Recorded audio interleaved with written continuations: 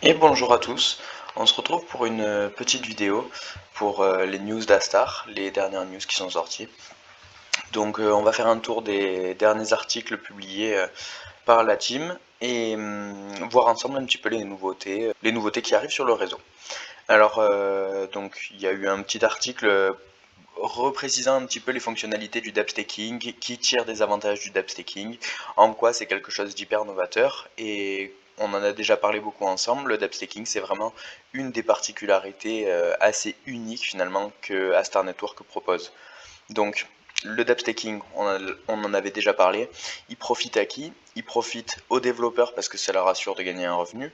Il profite aux nominateurs parce qu'en fait, les revenus issus du dAppstaking sont partagés entre les développeurs et le nominateur. Donc, en tant que nominateur, je peux soutenir en choisissant à qui je donne, mais également tirer profit de ce soutien.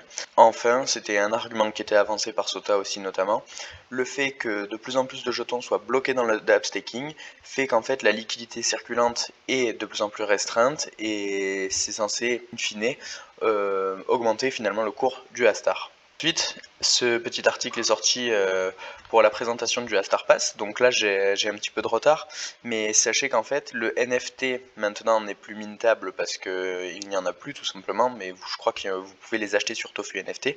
En revanche, s'inscrire au Astar Pass c'est faisable parce que je l'ai fait aujourd'hui et on est fin avril. Vous aurez juste en fait pas de NFT. S'inscrire au Astar Pass c'est utile et c'est important parce que pour le futur d'Astar, l'idée c'est que en réalité, beaucoup de d'apps qui sont en train de se monter sur Astar sont sur la partie EVM du réseau et si ces projets participent au dAppstaking sur le dApp Store qui est côté Substrate, il leur faut un lien pour vous proposer des incentives entre votre wallet Substrate et votre wallet EVM. Et en fait, finalement, s'inscrire au Astar Pass et confirmer son Astar Pass, c'est justement faire ce lien entre vos deux adresses, côté Substrate et côté EVM. J'ai sorti une petite infographie cette semaine à ce sujet-là d'ailleurs. Donc voilà, vous rendez sur ce site, vous connectez votre wallet natif Substrate, vous connectez votre wallet MetaMask et ensuite le lien est fait et vous holdez en fait finalement ensuite votre Astar Pass sans NFT malheureusement. Un petit article cette fois-ci de présentation des derniers projets qui ont rejoint le programme d'incubation Astar. Souvent avec Jay, là, quand on regarde les discussions un petit peu, et vous nous demandez souvent, mais qu'est-ce que vous pensez de ce projet-là? Qu'est-ce que vous pensez de ce projet-là?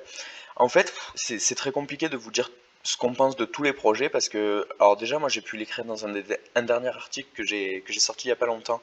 Beaucoup de projets sont des copier-coller un peu fork finalement de projets préexistants sur d'autres blockchains. Il y en a tellement en réalité que c'est très difficile de vous livrer un avis objectif sur tous les projets. En revanche, et là je pense que c'est plutôt gage de confiance, notamment du côté Team Astar, vous pouvez vous intéresser, et particulièrement vous intéresser, aux projets qui sont intégrés au programme d'incubation. Le programme d'incubation, ça dépasse en fait le cadre du dApp staking simple, c'est-à-dire que dans le incubation programme, vous avez des dApps qui sont proposés, ces dApps sont soumises au vote de la team et des ambassadeurs. Une fois que ces dApps ont fait leur proposition et qu'elle est validée, Astar, finalement, s'engage et propose en fait à ce projet une forme de partenariat et d'engagement d'un point de vue soutien auprès de ces projets afin de les soutenir dans leur développement et dans leur avancée finalement au niveau de leur roadmap, des milestones qu'ils ont annoncés. Les derniers projets qui ont été acceptés à l'incubation programme du coup c'est Astrid DAO, Starfish Finance et Avolt. Ces trois projets, donc si je me souviens bien, il y a deux projets AMM qui sont Astrid DAO et Starfish Finance.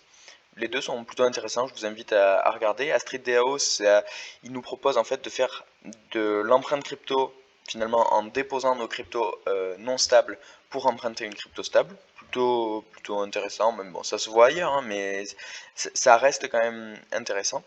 Et Starfish Finance, eux, ils proposent un stable indexé au DOT, si j'ai bien compris. À Volt, eux, c'est un agrégateur.